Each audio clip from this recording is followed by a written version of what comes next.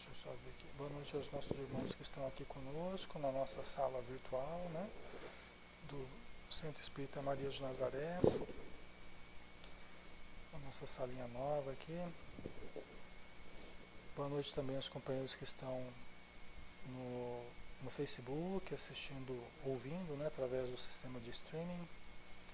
Sejam todos bem-vindos. E boa noite também a você, bom dia, boa tarde, a você que venha a ouvir esse material gravado, vídeo, áudio. Que Jesus te abençoe e te envolva em muita luz, tá? Então vamos lá, pessoal.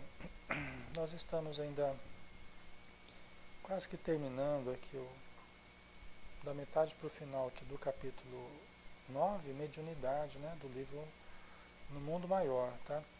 Esse é um livro que a gente percebe assim, muito, muito dedicado ao estudo da psicologia e psiquiatria na visão dos espíritos, né?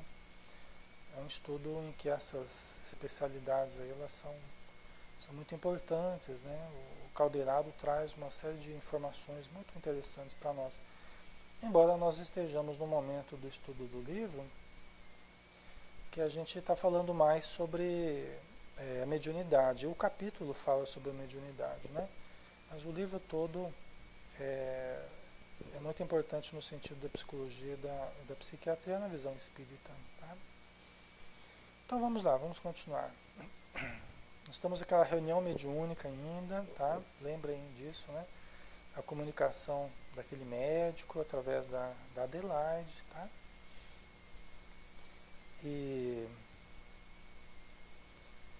só para a gente pegar aqui no tranco aqui. Decorridos alguns minutos de expectativa e de preparo silencioso, a mão da médium, orientada pelo médico e movida em cooperação com os estímulos psicofísicos da intermediária, começou a escrever, em caracteres irregulares, denunciando o natural conflito de dois cosmos psíquicos diferentes, mas empenhados num só objetivo, a produção de uma obra elevada, né? Então a gente falou um pouquinho aqui do trabalho do Carlos Augusto Perandrea, da análise grafotécnica, né? do Chico Xavier e tal, que há uma mistura de caracteres gráficos do médium e do espírito. Quanto mais o médium seja mecânico, né? Psicografia mecânica, mais terá elementos do espírito. Tá? O Chico Xavier, por exemplo, ele se caracterizou por uma mediunidade semimecânica. Só que à noite, quando ele de madrugada, quando ele estava mais cansado, se tornava mais mecânica a sua psicografia. Foi o que o Pedro Andréa detectou. Tá? Então aí ele encontrava mais elementos gráficos do espírito comunicante. Tá? Acompanhei a cena com interesse, mais alguns momentos, e fazia essa leitura do pequeno texto obtido. O comunicado era vazado em forma singela, como um apelo fraternal. Meus irmãos, escreveram o emissário, o médico lá, né? Que Deus nos abençoe. Identificados na construção do bem, trabalhemos na assistência aos enfermos, necessitados de nosso concurso entre os longos sofrimentos da provação terrestre.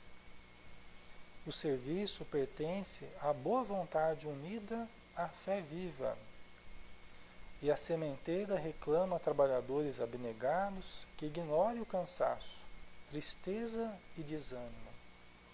Sigamos para a frente.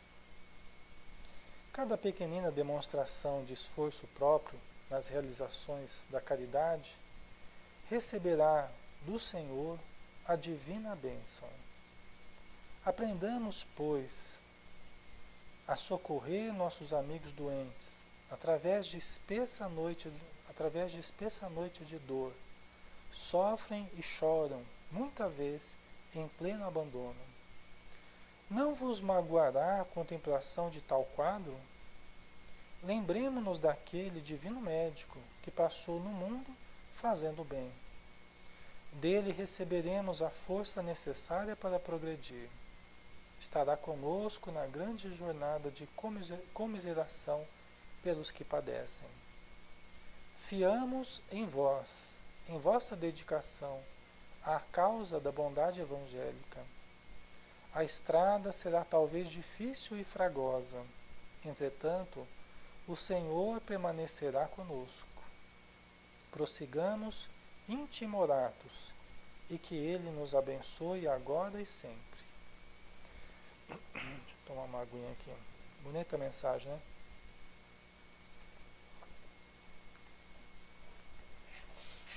Uma mensagem curta até, né? Mas muito significativa, né? Muito importante, né?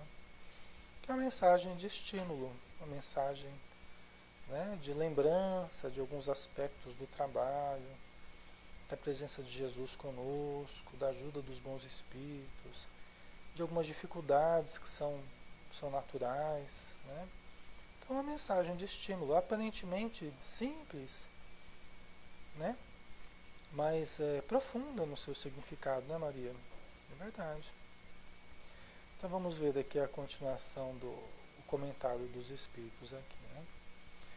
O comunicante, o comunicante assinou o nome e daí a alguns minutos encerravam-se os serviços espirituais da noite. Ele assinou o nome, aí daqui a pouquinho estava encerrando os serviços espirituais da noite, né? O presidente da sessão, seguido pelos demais companheiros, iniciou o estudo e debate da mensagem. Concordou-se em que era edificante na essência, mas não apresentava índices concludentes da identificação individual. Então, olha só, pessoal, aí começou o problema, né? Aí que a gente queria chegar, aí que o Caldeirado queria chegar, né? Até agora foi preparação para a reflexão propriamente aqui do tema mais importante aqui, né? Então eles começaram a analisar e olharam assim, olha, parece edificante a mensagem, né? Mas não tinha elementos concludentes da identificação individual. Pelo que o Espírito assinou na mensagem, não teria nada que poderia dizer que era dele mesmo a mensagem. Tá? E é uma coisa que às vezes atormenta muito as pessoas, né? Famílias inteiras, às vezes, ou até ou uma pessoa, mas unicamente, né? Mas a questão da identificação do espírito. Tem pessoas que já descartam a mensagem pela não identificação concludente, com informações que viessem a comprovar a identidade do espírito. Tá? Então, olha só, vamos continuar aqui, né? Não procedia, possivelmente, do conhecido profissional que a subscrevera. Concluíram, então, isso logo após o término da reunião aqui, logo após o recebimento da mensagem, concluíram que não era do espírito que escreveu, que assinou. Tá? Faltavam-lhe os característicos especiais, pois um médico usaria nomenclatura adequada e se afastaria da craveira comum. Então devia ser algum médico mais conhecido, né? Alguma pessoa de renome, talvez. E aí o pessoal já começou a questionar. Bom, gente, era um médico, né? Era uma pessoa de conhecimento profundo, né? Pelo menos de uma cultura mais profunda. E como é que escreve assim, de uma forma tão simples, né? Escrever de uma forma tão simples, tão desataviada.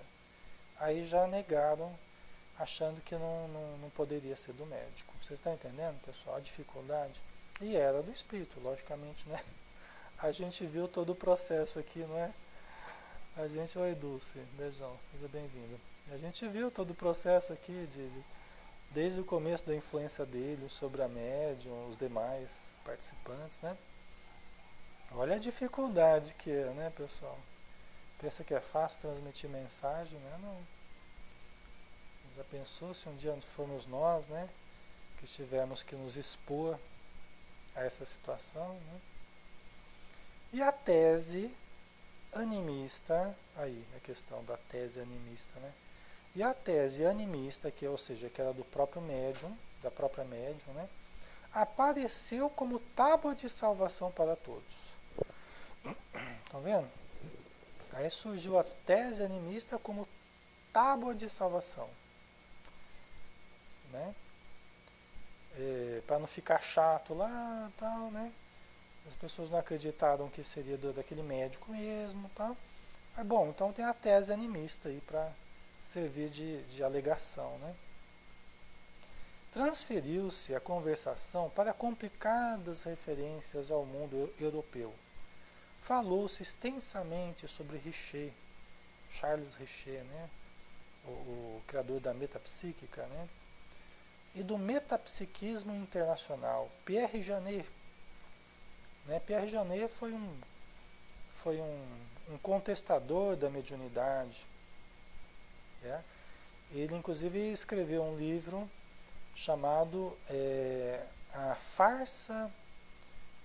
como é que é? A Farsa Escura da Mente. Se eu não me engano, acho que era isso, né? Eu sei que teve dois livros. Uma face escura da mente, outra farsa escura da mente. Um falando sobre o outro. Eu não lembro agora qual que foi o do Pierre Janet. Vou até fazer uma consulta aqui, peraí.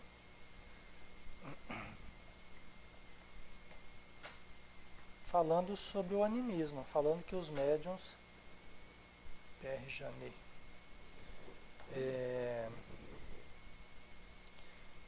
Falando que os médiuns eram histéricos, todos histéricos, tá? E que as comunicações eram essas manifestações histéricas. Bom, né? Não é, não é que não existia, não é que não existe fenômenos histéricos junto com a mediunidade, junto dos médiuns, existe. Nós, como eu estava dizendo outro dia para vocês, um amigo médico falava para mim, falou, olha, a maioria dos que as pessoas trazem aí é tudo psíquico, é psicossomático, né?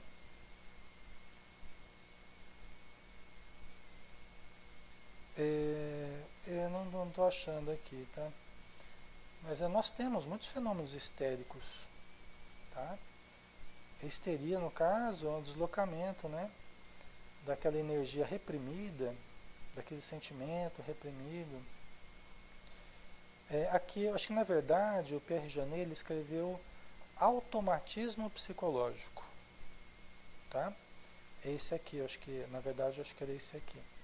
Automatismo psicológico, que na verdade ele tratava dos médiuns como se fossem todos histéricos, tá? Então foi a tese dele tentando combater as comunicações mediúnicas, dizendo que na verdade eram manifestações de histeria, de sentimentos reprimidos dentro dos médiuns, no inconsciente dos médiuns, e que aflorava nas supostas comunicações mediúnicas, que seriam manifestações do inconsciente, conteúdos reprimidos e agora liberados, né, do inconsciente, tá bom?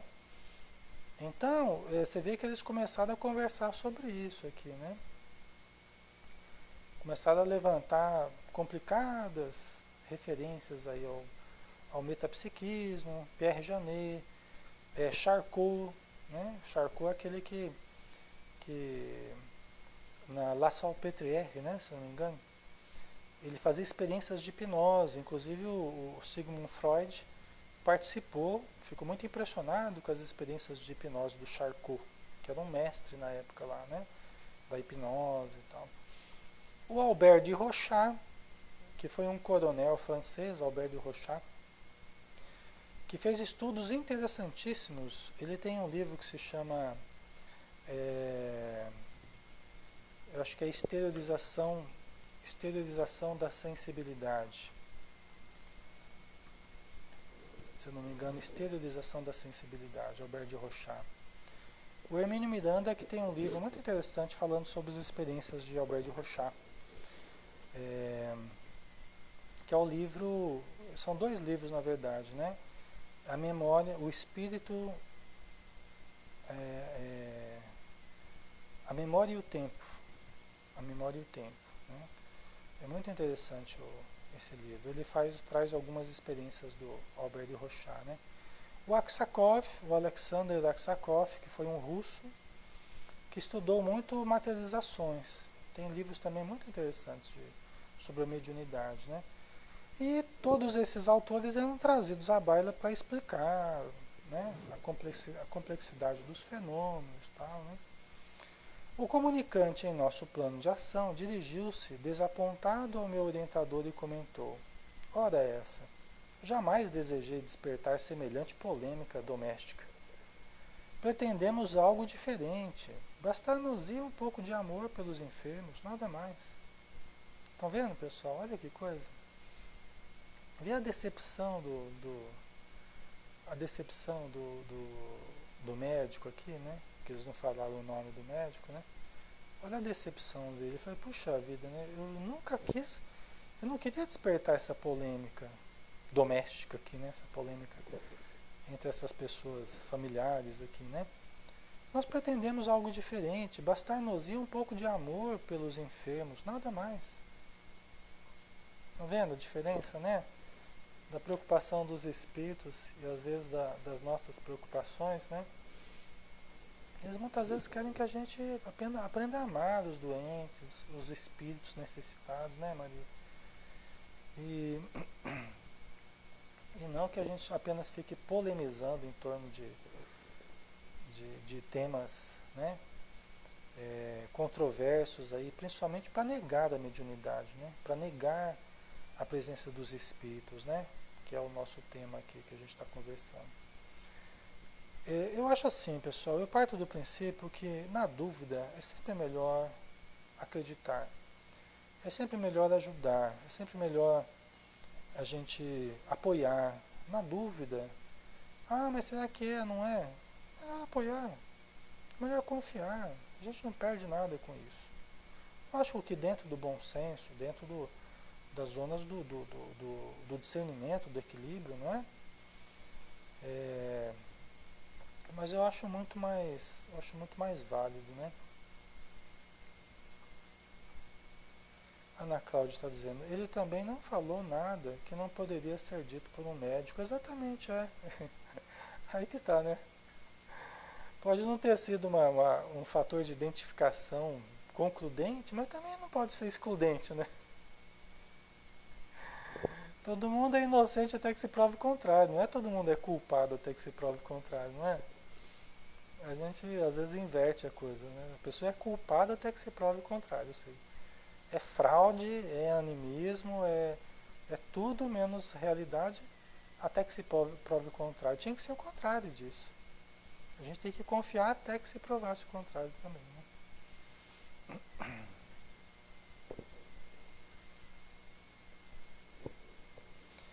Então vamos lá. Continuando aqui. Calderaro sorriu sem dizer palavra e, evidenciando preocupação em objetivo mais importante, acercou-se de Eulália entristecida. E veja bem, esse desapontamento foi do médico, do espírito que transmitiu a mensagem. Agora, e a médium que está ali, ouvindo essas apreciações todas, né, desqualificando o seu trabalho? É lógico, o médium tem que ter humildade, nem sempre as pessoas vão concordar com o médium. O papel do médium é passar a mensagem. O papel do médium é passar a mensagem. Avaliar criticamente, o médium deve avaliar também, mas os comentários que as pessoas vierem a fazer, né, se não aceitarem, é uma questão das pessoas, né? O papel do médium é receber a mensagem, né? Então ela ficou entristecida. A médium ouvia as definições preciosas com irrefreável amargura. Turvara-se-lhe a mente, agora empanada por densos véus de dúvida. Você vê que agora a própria médium já estava em dúvida. Veja como é que a dúvida também é contagiosa, né? Altamente contagiosa. A médium já estava em dúvida já, né? Mas será que ela mesmo espírito, né? Será que eu não estou também enganando as pessoas, tal, né? A argumentação em curso nublava-lhe o entendimento. Marejavam-se-lhe os olhos de lágrimas que não chegavam a cair. Abeirando-se dela, o instrutor falou-lhe bondoso. Nossos amigos encarnados nem sempre examinam as situações pelo prisma da justiça real. Eulália é colaboradora preciosa e sincera. Se ainda não completou as aquisições culturais no campo científico, é suficientemente rica de amor para contribuir à sementeira de luz. Está vendo? Né? Ela pode não ter conhecimento científico mais profundo, né? Ela pode não ser um instrumento dos mais perfeitos para a transmissão da mensagem, mas ela já conseguiu adquirir suficiente amor para estabelecer essa conexão com os espíritos e poder ajudar, né? Então é muito importante isso, né? Encontra-se, porém, desabrigada entre os companheiros invigilantes. Né? Ela estava ali exposta, coitada, desabrigada, ante os companheiros invigilantes. Você vê que eles tratam essa questão de uma forma como invigilância dos encarnados. Invigilância dos encarnados. Eu particularmente, eu não gosto, eu já falei para vocês, eu não gosto de análises logo após a reunião, não gosto. Eu nunca tive bons resultados, vamos dizer assim, em análises de comunicações após reuniões mediúnicas. Por quê? Porque geralmente o pessoal está cansado, o pessoal está ainda sob o calor emocional da reunião, dos espíritos que foram socorridos, alguns até bem bravos, e o grupo ainda está sob o calor emocional da reunião. Isso eu acho bastante problemático. E outra, os espíritos trabalham para fazer a gente sair bem da reunião. E olha que já é difícil, hein? Após tantos necessitados, após tanto desgaste, eles têm um trabalho danado para fazer a gente sair bem. E aí a gente vai começar a fazer a análise das comunicações após. E olha, sinceramente para vocês, é difícil você manter a vibração por muitos minutos. É difícil você manter a vibração elevada por muitos minutos. Gente, já tive inúmeras experiências sobre isso, tá? E já vi que não funciona muito bem. Eu acho preferível a gente deixar para conversar em outro momento, num dia de estudo, né, onde as pessoas podem colocar certas dúvidas, né? Você pode trabalhar certos temas, desfazendo, aprimorando comunicações, aprimorando questões que surgem nas reuniões mediúnicas, do que muitas vezes, um outro perigo, você começa a expor certo médium. Quando você vamos tentar fazer uma análise da comunicação, mas dificilmente você não vai acabar expondo certo médium. Às vezes não por você, mas o comentário às vezes de outros que você não tem o controle do que cada um vai falar. Né? Então você precisa de um grupo altamente maduro, né, para você preparado, e eu acho muito complicado isso, acho muito difícil isso. Tá? Prefiro ir por outro caminho, né? Embora a recomendação, eu digo aí claramente a recomendação, né, que a gente vê, que se faça análise das comunicações, mas eu particularmente não colhi bons resultados com isso. Tá? O que eu posso falar é apenas da vivência que eu tive. Tá? Rosarinho está esperando? Tem alguma pergunta, Rosarinho? Você fez alguma pergunta aí que eu não respondi? Tinha um negócio falando que o Rosarinho está esperando por mim. Está à minha espera, Rosarinho. Rosarinho deve ter apertado alguma coisa aí que tá parecendo que está à minha espera aqui, Rosarinho. Está esperando para falar alguma coisa? Tá jóia, Rosalinha. Não tem problema, tá? Então vamos lá. É, Então permanece sozinha a médium, né? Permanece sozinha e assediada como está, é suscetível de abater-se. Auxiliemo-la, sem detença. Você vê a misericórdia dos espíritos, né? O cuidado, o carinho que eles têm conosco. Tem um, acho que é do livro Missionários da Luz, se não me engano, é, tem uma situação assim também mediúnica, de dúvida, né? Tem é, uma situação de dúvida após uma comunicação, acho que é nos missionários, né? Que todo mundo, todo mundo nega a comunicação que foi dada, né? E aí o pessoal, para se justificar, eles falam assim, olha, a gente tem o direito de questionar, né? Você vai me desculpar, a gente tem o direito de questionar, né? Então, aí o mentor, acho que o Alexandre que comentou assim, foi, em matéria mediúnica todos se sentem no direito de questionar, poucos os que se sentem no dever de ajudar, né? Em matéria mediúnica, muitos se sentem no direito de questionar, poucos se sentem no dever de ajudar, né? Importante isso também, né? E é isso aqui, né? É essa questão que a gente está vendo aqui com... Aí continuando, né? A destra do assistente, espalmada sobre a cabeça de nossa respeitável irmã, expendia brilhantes raios que lhe desciam do encéfalo ao tórax, qual fluxo renovador. Você vê a mão, né? A mão direita, a destra, né? Do Aulus, né? Do Aulus não, do caldeirado, né? Estava sobre a cabeça da, da médium, né? Expedindo brilhantes raios que desciam qual fluxo renovador, né? A médium, que antes parecia torturada, sopitando a custo a natural reação às opiniões que ouvia, voltou à serenidade. Olha que importante, né? Voltou à serenidade. Caiu-lhe a máscara de descontentamento, dissipou-se-lhe a tristeza destrutiva.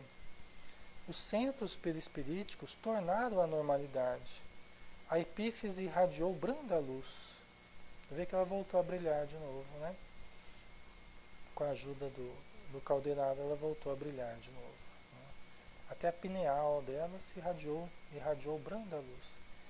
As nuvens de mágoa que se lhe esboçavam na mente esfumaram-se como por encanto. Estão vendo, pessoal, o que acontece com a gente quando a gente fica magoado, chateado, ressentido, tal, não sei o quê, né? É tudo isso que acontece, né? Ficam nuvens escuras e ficam... É todo esse problema que a gente está vendo aqui, né? Por isso que adoece, por isso que dá dor de cabeça, fica com o corpo cansado, depois tem que dormir, né? É por causa disso. Fica essas energias aí fazendo mal pra gente, né, Maria? Tá? Então vamos lá. Uhum. Em suma, amparada pela atuação direta do meu orientador, Eulália sabia dos percalços do trabalho e mergulhava-se gradativamente no ameno clima da compreensão, né? Quando a gente começa a compreender, né? Mas ela precisou mudar, ela precisou receber ajuda espiritual para mudar o sentimento que ela estava, para mudar a energia dela, e aí ela começou a entrar, mergulhar no clima da compreensão. Por isso que a gente precisa acalmar as emoções primeiro, para a gente entrar no clima da compreensão. Às vezes a gente não está conseguindo compreender os outros também. Se os outros não estão nos compreendendo, né, nós podemos compreender os outros, não é? Os outros não estão nos compreendendo. Ok, eu não posso fazer o mesmo. Eu posso compreender os outros. Não é isso que eu estou questionando? Não é isso que eu estou me amargurando porque eu não estou sendo compreendido? Por que eu não posso compreender os outros também, né? Tá? Restabelecendo-lhe a tranquilidade, o instrutor em seguida conservou as mãos apoiadas aos lobos frontais, agindo-lhe sobre as fibras inibidoras. Né? Olha lá, o instrutor, né? Conservou as mãos apoiadas aos lobos frontais, essa é a parte da frente, né? Agindo-lhe sobre as fibras inibidoras. Tá? Observei então nova mudança. A mente da médium como que se introvertia, desinteressando-se da conversação em torno e ficando mais atenta ao nosso campo de ação. Tá? Então, olha só, né? Recebendo esse influxo energético aí do instrutor, ela meio que se desligou, ela se desinteressou da conversa em torno. É o que a gente tem que fazer às vezes, né? Mas dependendo do caso, dependendo da situação, você sabe que não vai adiantar você ficar polemizando, nem ficar se defendendo. É o Chico Xavier que falava, né? E o Emmanuel também, né? Que nunca a gente deveria ficar se defendendo. Nós não devemos perder tempo nos defendendo.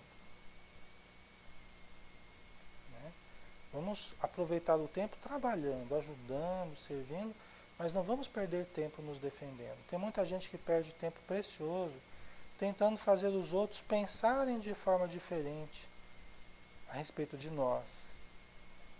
Né? Ah, a pessoa não pode pensar aquilo de mim, porque não foi isso, não era isso que eu queria, porque não é...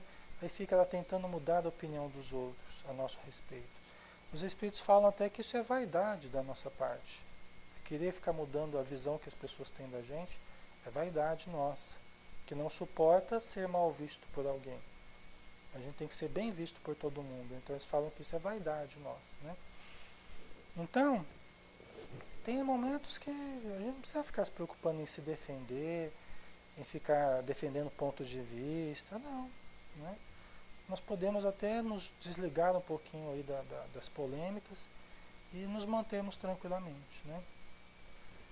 Eduardo, esse processo pode ser usado para se atentar a coisas negativas, por exemplo, quando se quer orar e ficam vindo os pensamentos.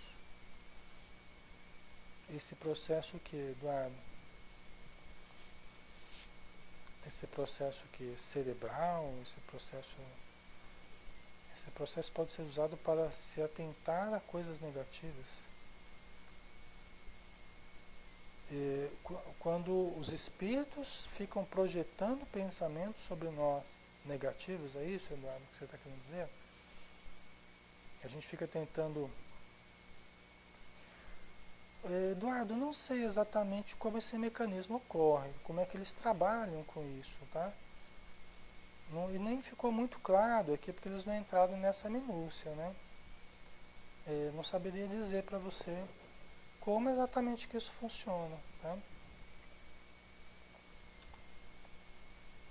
Eu sei que o lobo frontal é uma região onde a gente tem uma ética mais profunda, mais sutil, onde você tem a inibição de certos comportamentos, um controle do nosso comportamento, controle emocional, né? Tanto que quando você usa, por exemplo, você usa o álcool, que é uma droga inibidora, você inibe os controles, as fibras inibidoras. Você inibe as fibras inibidoras, né? Pelo que me lembra é isso, né? Você inibe a ação do lobo frontal. Você meio que anula a ação do lobo frontal. Então, sem o controle do lobo frontal, a pessoa se solta, né? A pessoa fica mais descontraída e tal, né? Então, não sei se foi isso que eles fizeram aqui. Se eles inibiram a ação das fibras inibidoras do lobo frontal, fazendo ela descontrair um pouco também, sabe? Desanuviar um pouco. Não sei, né? Mas quando a gente usa o álcool é isso que acontece. Você anula essa função e, e aí a pessoa fica mais animada, fica, né? Tá? A Renata do Alexandre. Acho que pode gerar neurotransmissores e agir no funcionamento cerebral. Sim, é provável, né, Renata? Eles ativam através da energia eles ativam ali certas áreas do cérebro e fazem produzir substâncias específicas, né? Dependendo do que a gente está precisando e tal. Dependendo das fibras, dependendo dos caminhos aqui que normalmente a gente usa, né? Porque é bastante complexo isso, né? No cérebro. É. O Eduardo, será que os espíritos inferiores tentam então estimular a parte mais instintiva do cérebro? Ah, mas isso não tem a menor dúvida, né? Isso não tem a menor dúvida, viu? Mas com certeza, absoluta. Eles sabem os botõezinhos certos, né? Eles sabem os botõezinhos certos para trabalhar conosco, né? Tudo que eles querem é jogar a gente para as áreas mais instintivas, né? Tudo que eles querem é apagar as zonas mais elevadas e jogar a gente para as áreas mais instintivas. Por isso que a viciação, o alcoolismo, o uso de drogas, tal, que alteram o funcionamento cerebral, altera o funcionamento de áreas nobres do cérebro.